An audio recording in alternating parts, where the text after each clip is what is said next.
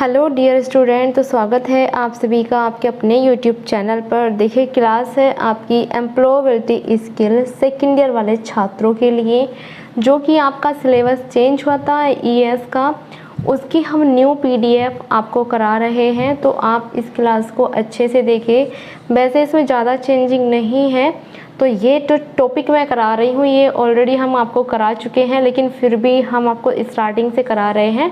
तो इसमें थोड़ा स्पीड से हम लेके चलेंगे आपको, तो यहाँ पर आपको ध्यान देना है और अच्छे से पढ़ते हुए चलना है, ठीक है।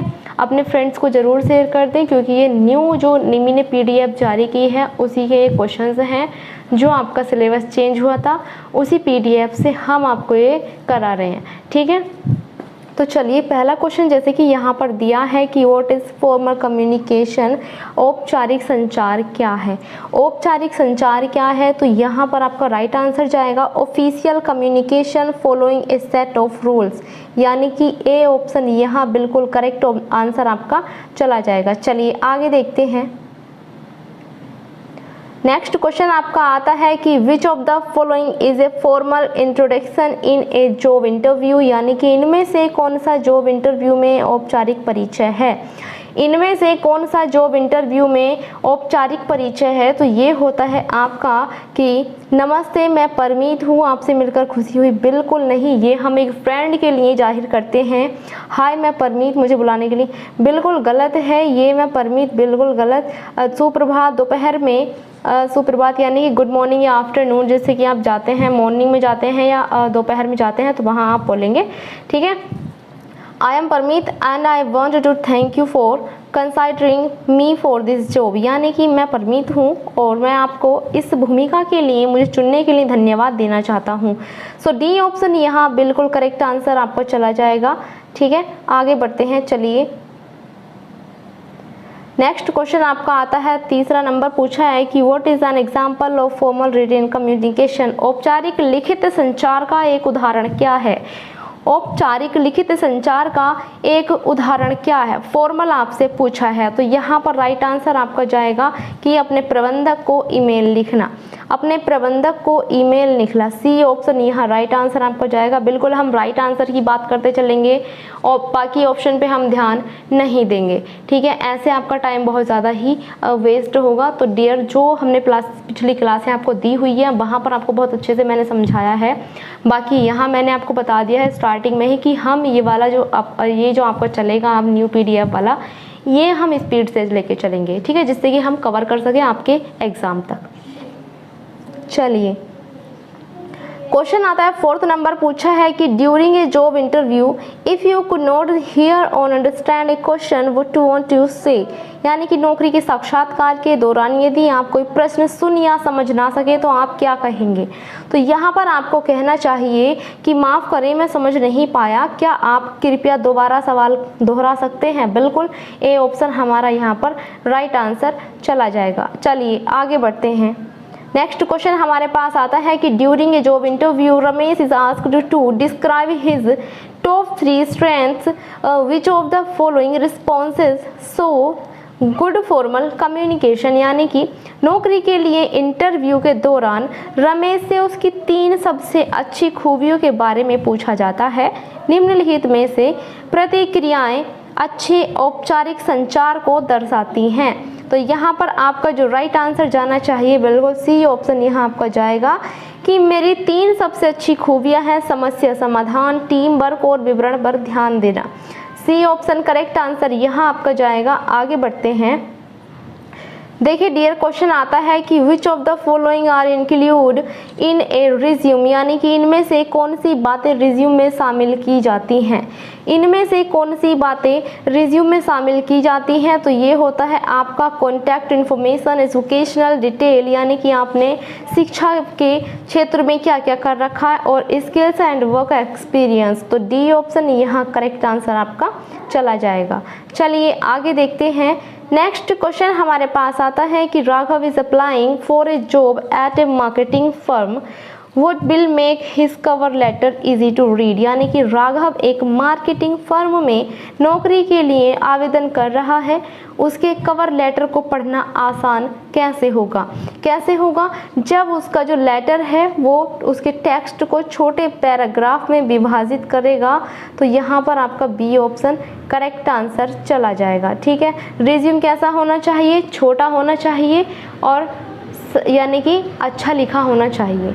ठीक है, चलिए नेक्स्ट क्वेश्चन हमारे पास आता है कि to applying for a job what is the next step after making an impactful resume?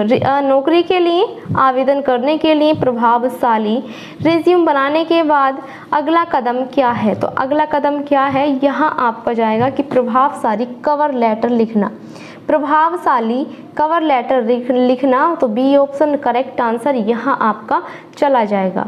चलिए नेक्स्ट क्वेश्चन आपका आता है कि Pranav is working on his resume while reviewing his resume what should Pranav keep in mind? यानी कि प्रणव अपने resume पर काम कर रहा है, अपने रिज्यूम की समीक्षा करते समय प्रणव को क्या ध्यान रखना चाहिए? क्या ध्यान रखना चाहिए जब आप अपना एक रिज्यूम बनाने की यानी तैयारी कर रहे हैं, अपना रिज्यूम बना रहे हैं?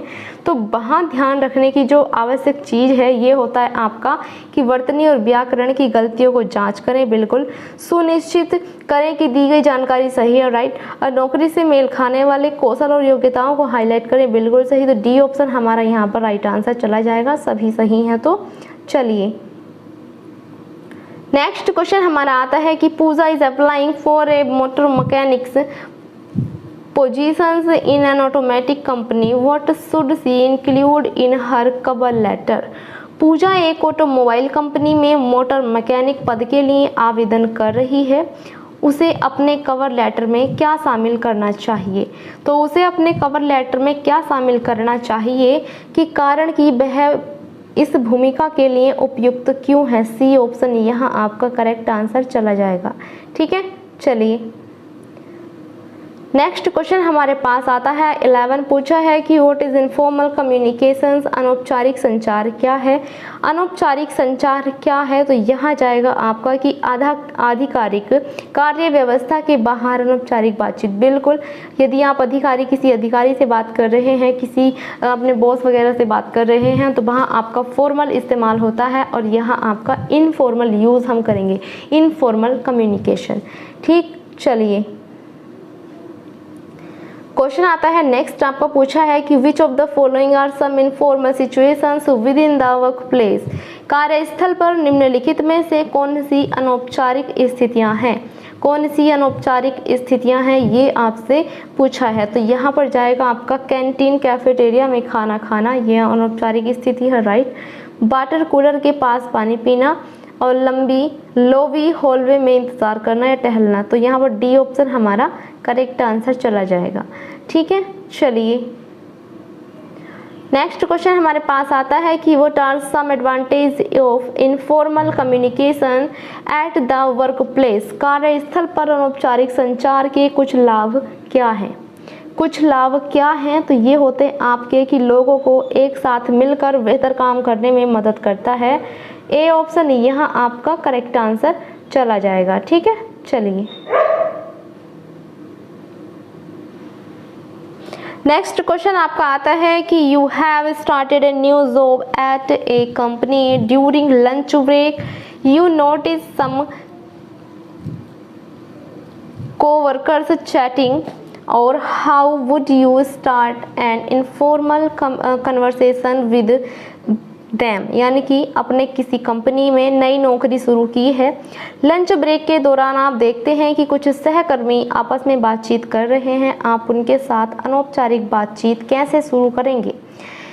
यानी कि एक हो गया आपका अनौपचारिक बातचीत करनी है और अनौपचारिक बातचीत आपको करनी है, तो आप कैसे शुरू करेंगे ये आपसे पूछा है।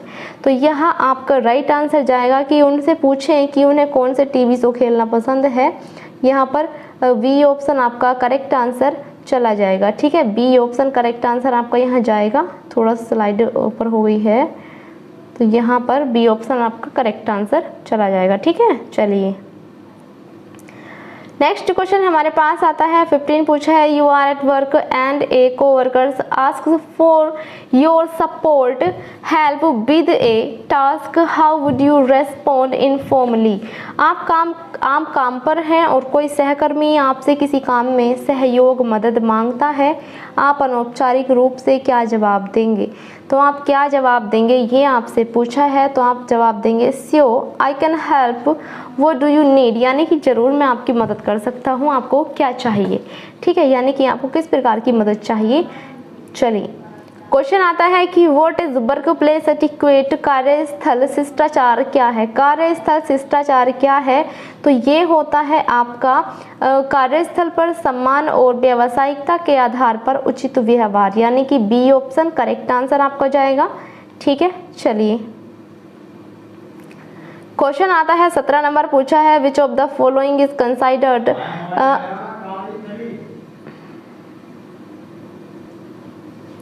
एप्रोप्रिएट वर्क प्लेस बिहेवियर, निम्नलिखित में से कौन सा कार्यस्थल पर उचित व्यवहार माना जाता है। तो यहाँ पर आपका राइट आंसर जाएगा कार्यस्थल को साफ सुथरा रखना, यानी कि डी ऑप्शन यह करेक्ट आंसर आपका चला जाएगा। आगे बढ़ते हैं। नेक्स्ट क्वेश्चन आपके पास आता है कि Srishti is working at her desk, which of the following behaviors is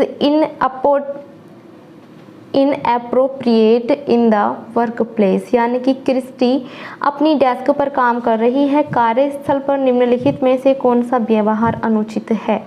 कौन सा व्यवहार अनुचित है, तो यहाँ राइट आंसर आपका जाएगा कि tap repeatedly on the desk, यानी कि डेस्क पर बार बार टैप करें, सी ऑप्शन करेक्ट आंसर आपको जाएगा। चलिए नेक्स्ट क्वेश्चन आपके पास आता है कि which of the following action by Ayesha during the team meeting so appropriate work place etiquette, यानी कि टीम मीटिंग के दौरान आयशा द्वारा निम्नलिखित में से कौन सी क्रियाएं उचित कार्यस्थल शिष्टाचार को दर्शाती हैं।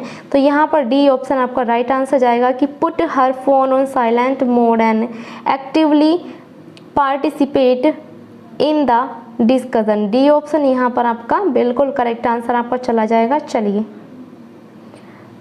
नेक्स्ट क्वेश्चन है आपका कि during a lunch break Arjun overhears his coworkers gossip about another coworker, what should Arjun do, यानी कि लंच ब्रेक के दौरान अर्जुन अपने सहकर्मियों को दूसरे सहकर्मी के बारे में गपशप करते हुए सुनता है, तो अर्जुन को क्या करना चाहिए। तो अर्जुन को क्या करना चाहिए, अपने सहकर्मियों को बताए कि गपशप करना कार्यस्थल पर अनुचित व्यवहार है। ए ऑप्शन यहाँ राइट आंसर आपका जाएगा। चलिए क्वेश्चन है आपका कि which of the following statements shows good team work, यानी कि निम्नलिखित में से कौन सा कथन अच्छी टीम वर्क को दर्शाता है। कौन सा कथन अच्छी टीम वर्क को दर्शाता है, तो यहाँ राइट आंसर आपका जाएगा working together towards a common Goyal, एक साझा लक्ष्य को की ओर मिलकर काम करना, यानी कि सी ऑप्शन बिल्कुल करेक्ट आंसर आपका यहाँ चला जाएगा। चलिए क्वेश्चन आता है आपके पास कि टीम वर्क के लिए निम्नलिखित में से किसकी आवश्यकता नहीं है। टीम वर्क के लिए निम्नलिखित में से किसकी आवश्यकता नहीं है, तो ये होता है आपका संघर्ष और तर्क। ठीक है, तो यहाँ पर सी ऑप्शन आपका करेक्ट आंसर चला जाएगा। चलिए नेक्स्ट क्वेश्चन आपके पास आता है कि Ravi is working on a project with 2 other teammates, which of these make him a good team player, यानी कि रवि 2 अन्य साथियों के साथ एक प्रोजेक्ट पर काम कर रहा है, इनमें से कौन उसे एक अच्छा टीम खिलाड़ी बनाता है। तो यहाँ पर राइट आंसर आपका जाएगा कि टीम को तेजी से काम करने में मदद करने के लिए विचार साझा करना, बी ऑप्शन यहाँ आपका करेक्ट आंसर चला जाएगा। ठीक है, चलिए डियर आगे बढ़ते हैं। आगे नेक्स्ट क्वेश्चन हमारा आता है कि आपकी टीम ने एक चुनौतियां प्रोजेक्ट को सफलतापूर्वक पूरा किया, आपको सफलता का जश्न कैसे मनाना चाहिए। आपको सफलता का जश्न कैसे मनाना चाहिए, तो यहाँ राइट आंसर आपका जाएगा कि thank everyone in your group for helping, मदद करने के लिए अपने समूह में सभी को धन्यवाद दें, तो डी ऑप्शन यहाँ आपका करेक्ट आंसर चला जाएगा। ठीक है, चलिए और आज का लास्ट क्वेश्चन है आपका कि समूह परियोजना के दौरान आपको कोई साथी अपना निर्धारित कार्य पूरा करने में संघर्ष कर रहा है, आपको क्या करना चाहिए। यानी कि समूह परियोजना है और वहाँ पर आपका कोई साथी है जो अपना कार्य को करने में बहुत मेहनत कर रहा है, तो आपको क्या करना चाहिए। तो आपको क्या करना चाहिए कि उसका साथ देना चाहिए, उसकी हेल्प करनी चाहिए। तो यहाँ पर जाएगा कि उनके कार्य को पूरा करने में उनकी सहायता करने और उनका समर्थन करने की पेशकश करें। तो बी ऑप्शन यहाँ आपका राइट आंसर चला जाता है। और आज के बस यहीं तक हम आपकी क्लास रखते हैं। मिलते हैं आपको नेक्स्ट क्लास में जल्द ही। ध्यान रखें कि अपने फ्रेंड्स को क्लास शेयर करना ना भूलें और लाइक ज़रूर करके जाएं। जो भी स्टूडेंट हमारे चैनल पर पहली बार क्लास को देख रहा है वो सब्सक्राइब ज़रूर कर लें। ठीक है।